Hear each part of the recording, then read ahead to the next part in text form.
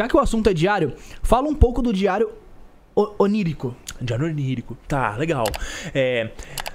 Essa prática de anotar sonhos, ela é muito interessante no sentido de que ela ajuda a gente a rememorar aquilo que se passa na nossa noite, né? Tem muita gente que tá ouvindo a gente agora que fala assim, eu não sonho, né? As minhas noites de sono são todas escuras. Não são. Exatamente, não lembra. E aí, a anotação dos sonhos, ela vai ajudar, de fato, a gente conseguir a desenvolver esse músculo da memória, né? E tornar essas experiências mais lúcidas. Então, quando a gente fala dos nossos sentidos, além dos sentidos físicos, a gente tem sentidos extrasensoriais que eles podem ser desenvolvidos através de certos métodos. Meditação, diário onírico, né? Então, você vai adquirindo maior lucidez astral e maior capacidade de discernimento entre o que é mero sonho psicológico, o que pode ser um sonho profético, o que é uma projeção astral, né, e o que de fato pode ser algum tipo de recado com entidades. E aí, o diário onírico é muito doido porque, eventualmente, você volta em algumas temáticas de sonho que você já vivenciou e se dá conta de que eles vão se encaixando. Então, tem pessoas que às vezes elas sonham com o mesmo sonho a vida inteira, até que acontece um evento, aquele sonho para de acontecer. O que aconteceu para aquele sonho parar de acontecer? Nossa, é muito louco, né? Cara, eu tenho uma história muito doida de uma conhecida minha, que ela um dia estava sentada conversando com a gente, que ela tinha o mesmo sonho desde a infância dela. Então, 40 anos tendo o mesmo sonho, que é, ela tá num galpão, tem uma plateia toda, tem um homem lá na frente, ele tá dando uma palestra, né, e ela não consegue escutar, ela tá surda, e ela fala assim, o que tá acontecendo e tal, o cara chega pra ela e fala assim, eu sou Vic Vanilla. Você não tá prestando atenção, você não consegue me escutar porque você não tá desperta, ali, acorda. E aí ela ficava desesperada e ela acordava no meio da noite. A projeção, né? Aí, um dia, eu virei pra ela e falei assim, eu acho que tem mais coisa nisso aí.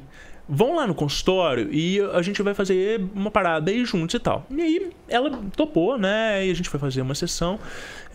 E durante o processo, ela de olho fechado, essa imagem desse homem aparece pra ela. Caramba. E troca uma ideia com ela e fala assim, até que enfim, você caiu na real, você tem que trabalhar a espiritualidade assim, assim, assim, assim. E nessa visão de olho fechado, que durou 20 minutos, ele passou algumas instruções pra ela. E ela falou assim, eu devo estar, né, condicionada, eu vim aqui por causa disso, então, se pá, minha mente tá criando alguma imaginação, ela sugestionou tudo. Ela ficou meio cética.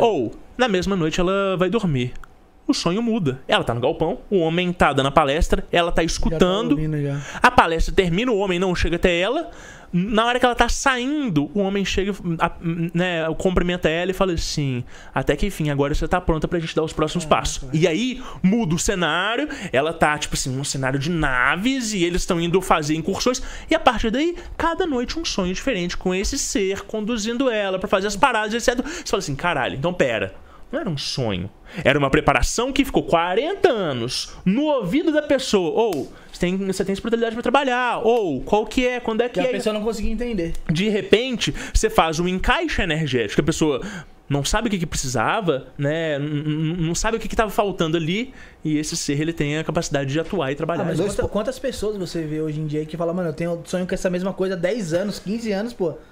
Alguma coisa velho. Você tem que procurar uma ajuda mesmo. Mas aí, duas coisas. Primeiro, nesse ponto, o que você trabalhou com ela pra ela chegar até essa visão do rapaz? Tá. Vamos um ponto por cada vez. Primeiro esse. O que acontece? O nosso tema de live é manipulação de energias dentro da prática mágica. Por quê? Porque eu sou um magista, então eu trabalho com ocultismo prático. Mas eu sou uma pessoa que trabalha com paradigma energético. Então, todas as minhas práticas, desde evocação de algum tipo de inteligência angelical até algum tipo de limpeza e descarrego, eu vou pensar dentro desse paradigma energético. E aí, eu tenho um protocolo que eu chamo de reorganização energética. É o quê? Descarregar a pessoa por completo, ajustar os elementos internos dela, tanto mentais, emocionais e espirituais de fato, e aí sim revitalizar essa pessoa e botar os guias, os mentores dela de volta. E é muito comum, durante esse processo, as pessoas falarem assim: nossa, tinha um mentor meu que ele apareceu uma única vez na minha vida e nunca mais teve contato. Então, nossa, tinha uma entidade minha que estava há anos sumida. E depois o processo da entidade aparecer. Por quê? Quando você faz uma limpeza, né, um descarrego a nível profundo e você reajusta o sistema energético do sujeito, ele é capaz de criar novas conexões. É tipo você pegar o seu computador, o seu CPU e fazer uma limpeza física nele, tirar poeira, etc e tal. Os softwares rodam mais rápido. Lógico, né? Então, mesma coisa. Quando eu faço essa limpeza, a gente tira um monte de bloqueios, tanto psicológicos, quanto energéticos, quanto emocionais, quanto de coisas que às vezes a pessoa passou na vida e ela não sabia que aquilo ali afetou ela profundamente. E quando você muda essa estrutura, você dá espaço para que outras coisas possam conectar. Então o que eu fiz foi justamente isso. Fazer um puta descarrego nela.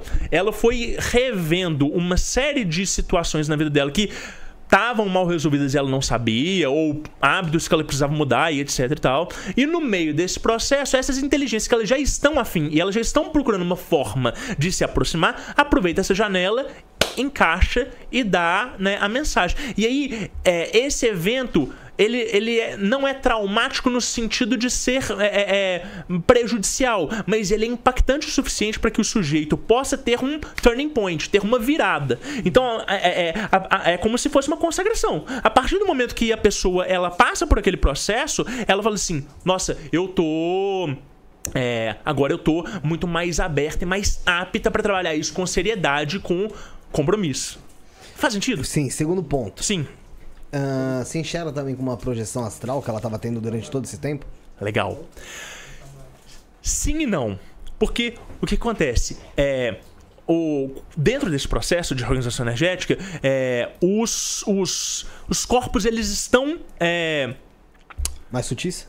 Exteriorizados. Tá. Então é como se aqui, agora, na nossa conversa, a gente está aqui presente. Então os nossos corpos, as nossas camadas, elas estão todas aqui seriais. Quando você vai fazer um processo de reorganização energética essas camadas, elas se expandem, elas se abrem. Então ao invés de, tipo assim, você ter camadas de 3, 5 centímetros cada corpo sobrepostos, 7 camadas aqui, né, compondo aquele campo áurico, esses corpos, eles tomam 10, 20 metros de comprimento. Certo. Então você, né, é uma apometria, né, uma decomposição de corpos. Então você vai acessando registros tanto visuais quanto energéticos que estão, né, nessas camadas, esses corpos, e que vêm à tona. Então, sim, é uma projeção astral no sentido de que a consciência dela não está presente no corpo físico e não está compactada na matéria, igual a gente está aqui. Ela está muito mais solta. Tanto que ela fala assim: nossa, tô numa sensação de flutuação. Então, nossa, tô me sentindo muito maior do que eu sou. Então, nossa, tô extremamente relaxado. Ela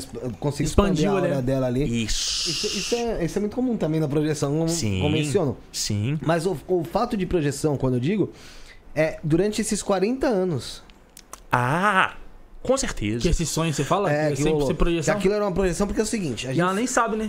A gente sabe que dentro da projeção astral existem ensinos e tal. Então, provavelmente, quando você até citou posteriormente, estão tentando ensinar ela alguma coisa. Claro.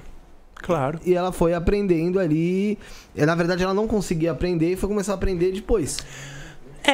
E aí, Felipe, eu penso até na hipótese de que ela podia estar tendo projeções e trabalhando com esse grupo, sim, e muito embora, na hora que ela acordasse, ela não lembrasse da memória de fato, mas dessa memória fabricada, entre aspas, que se repetia porque ela ainda não tinha o nível de consciência para conseguir trabalhar aquilo dali de forma consistente. Entende? Entendo.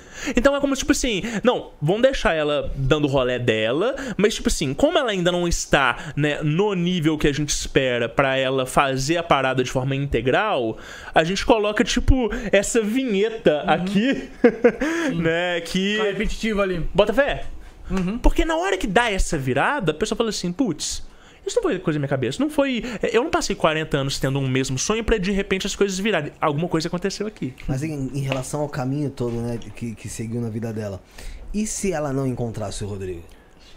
Ia ficar a vida toda com essa dúvida na cabeça? Porque assim, não, porque o que me parece é que dentro dessa projeção que ela tá tendo, dentro desse chamado que ela tá tendo, é uma missão que ela tem que cumprir aqui. É. Então você acha que ela tinha destino de te encontrar e você fazer isso com ela? desbloquear ela? Sei. Ou você acha que isso é um mero acaso da vida, de fato? Ou você acha que estava predestinado? Caraca. Que pergunta difícil.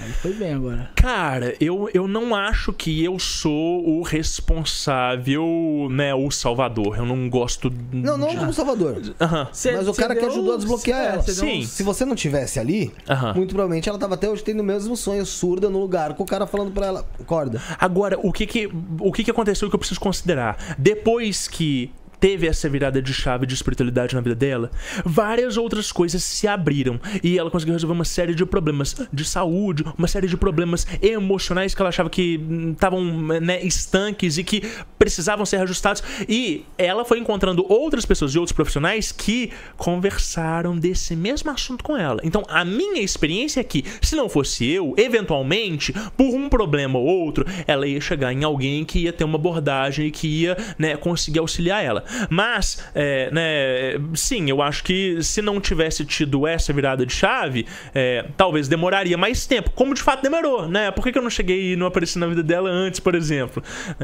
Naquela história, antes tarde do que mais tarde também, viu? É o tempo certo, né? Certo. Agora, tem uma coisa que é legal de ser dito, que essa pessoa não estava fora da espiritualidade a vida inteira. Ela já frequentou terreiros, ela já frequentou a igreja. Então, o ponto existe uma qualidade específica de energia que vai trabalhar com a matriz de cada um dos indivíduos. Então, ela poderia muito bem estar trabalhando como médium num terreiro e continuar tendo esse mesmo sonho.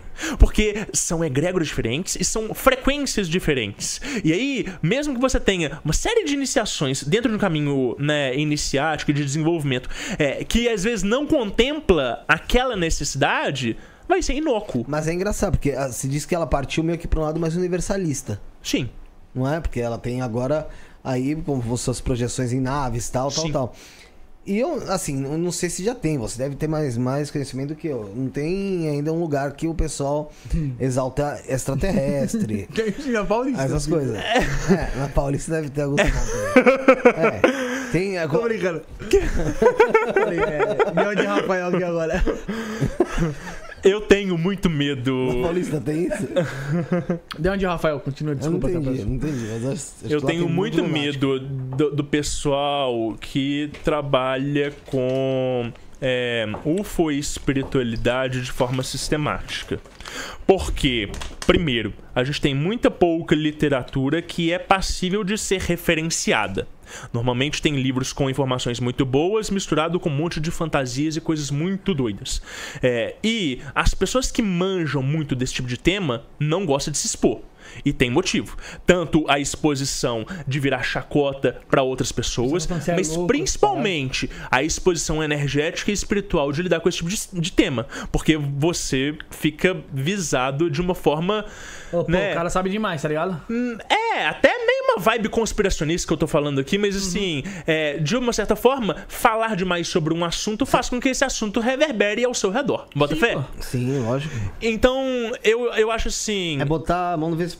É isso. É isso. Então, assim, acredito.